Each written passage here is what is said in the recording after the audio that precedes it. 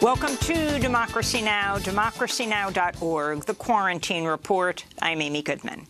A congressional watchdog is blasting the former Trump administration over its disastrous handling of the pandemic, with auditors saying they were left deeply troubled by their review of the federal government's failures. In a 346-page report, the General Accounting Office says 90% of its recommendations remained unimplemented just before Trump left office. The report came as the U.S. death toll from COVID-19 tops 450,000, with over 3,900 deaths reported on Wednesday alone. Centers for Disease Control Director Dr. Rochelle Walensky said Wednesday people should get vaccinated as soon as possible to prevent new coronavirus variants from causing a fresh surge in cases. We have seen declines in cases and admissions and a recent slowing of deaths. Cases remain extraordinarily high, still twice as high as the peak number of cases over the summer. And the continued proliferation of variants that likely have increased transmissibility, that spread more easily, threatens to reverse these recent trends. CDC Director Walensky also said the vaccination of teachers is not a prerequisite for safe reopening of schools. It's a position that's drawn fire from teachers' unions nationwide. On Wednesday, Baltimore City Schools announced a 2-week delay to its plans to expand in-person learning after students and parents joined teachers in a car caravan protest at Baltimore City Hall, demanding stronger safety measures, including that all staff members be fully vaccinated. President Biden's pick to become Secretary of Education received a warm reception on Capitol Hill Wednesday. Connecticut Public Schools Commissioner Miguel Cardona told a Senate committee he favors reopening schools during the pandemic with science-driven guidance from the CDC. He also pushed back at Republican Senator Dr. Rand Paul, saying transgender students should be allowed to participate in sports based on gender identity. So you don't have a problem then with boys running in the girls' track meet, swimming meets, name it. You're okay then with boys competing with girls? Respectfully, Senator, I think I answered the question. I believe schools should offer the opportunity for students to engage in extracurricular activities, even if they're transgender. I think that's their right. Meanwhile, President Biden's nominee to lead the Environmental Protection Agency told a Senate panel Wednesday he would restore science and transparency at the EPA while working to address the urgent threat of climate change. If confirmed, Michael Regan would be the first black man to lead the EPA. The Senate's reached a power-sharing agreement that'll see Democrats in the evenly divided chamber control Senate committees and set their agendas. Republicans will hold an equal number of seats on each committee. Democratic Majority Leader Chuck Schumer said Wednesday he's ordered incoming Democratic committee chairs to start holding hearings on the climate crisis in preparation for passing major climate legislation from every committee. The House of Representatives votes today on whether to strip Georgia Republican Congressmember Marjorie Taylor Greene of her assignments on the House Education and Budget Committees over her history of violent threats, promoting dangerous conspiracy theories, and racist anti-Muslim and anti-Semitic comments. On Wednesday, Greene reportedly apologized for some of her past comments during a closed-door Republican caucus meeting. She received a standing ovation after concluding her remarks. Afterwards, House Minority Leader Kevin McCarthy told reporters he condemned Greene's comments but said he would not strip Greene of her committee assignments or punish her in any other way. I denounce all those comments that were brought up. Everybody, and she came to she came inside our conference and denounced them as well. She said she was wrong. Mother Jones reports Congressmember Greene served as a moderator for a Facebook page that championed the John Birch Society and routinely featured death threats and bigoted attacks against Democrats. Greene has repeatedly claimed the Parkland massacre and other mass shootings like Sandy Hook were false flag operations staged to crack down on gun rights. NBC News reports that in one 2019 interview with a gun owners group, Green mocked Parkland, Florida high school shooting survivor David Hogg as an idiot who only talks when he's scripted, she said. House Ethics Committee Chair Ted Deutsch of Florida, whose district includes Parkland, responded Wednesday.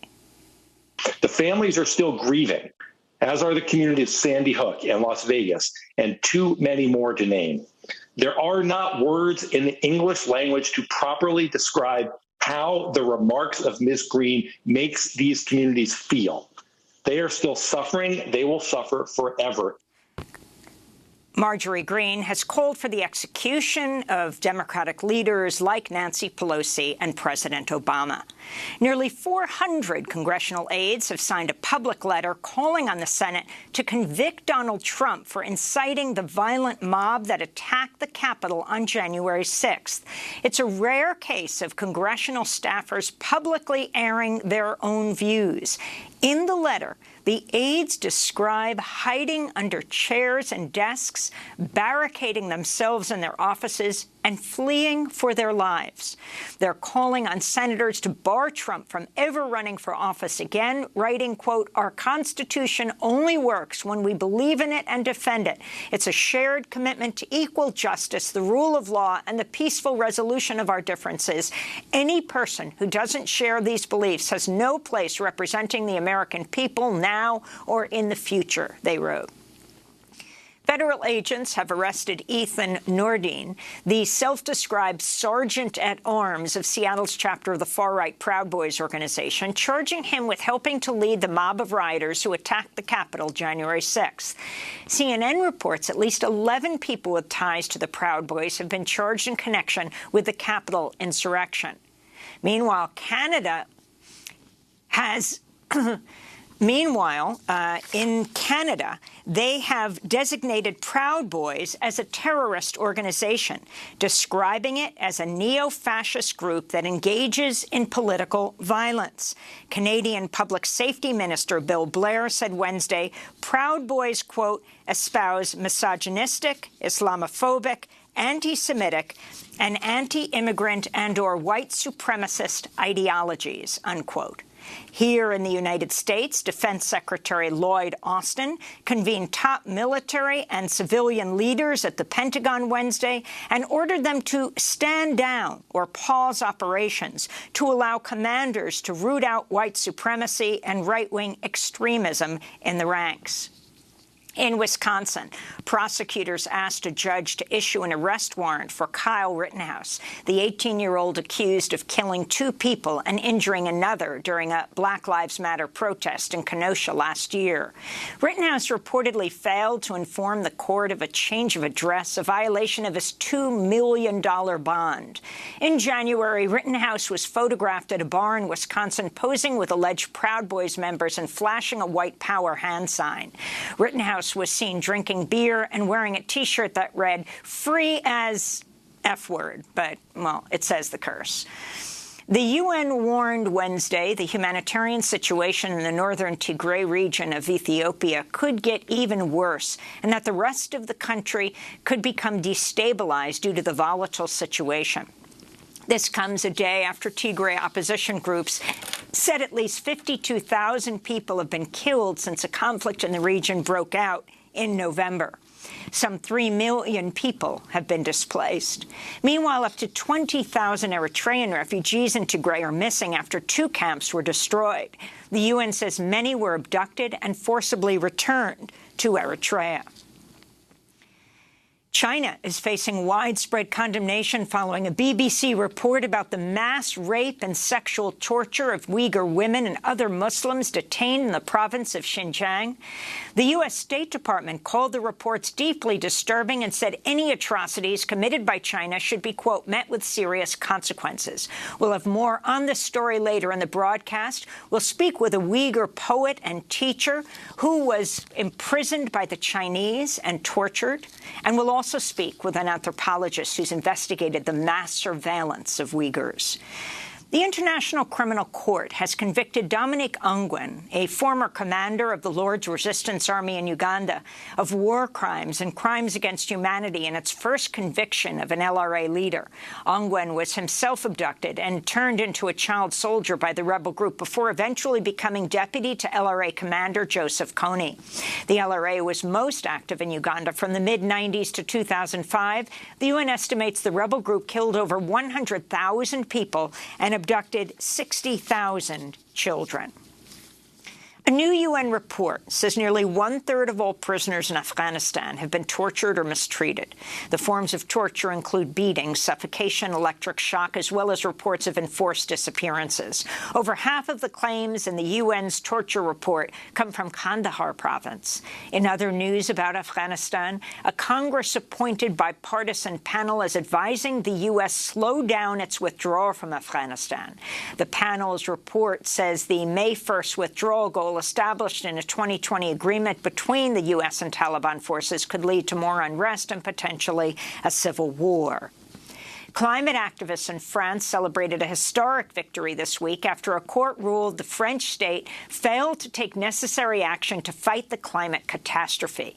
The case was brought by 4 environmental groups and backed by over 2 million people through an online petition.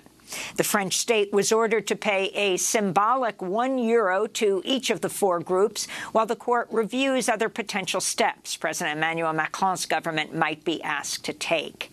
The U.S. has extended the new Strategic Arms Reduction Treaty, or New START, with Russia, the only remaining nuclear treaty between the two countries, which was set to expire Friday.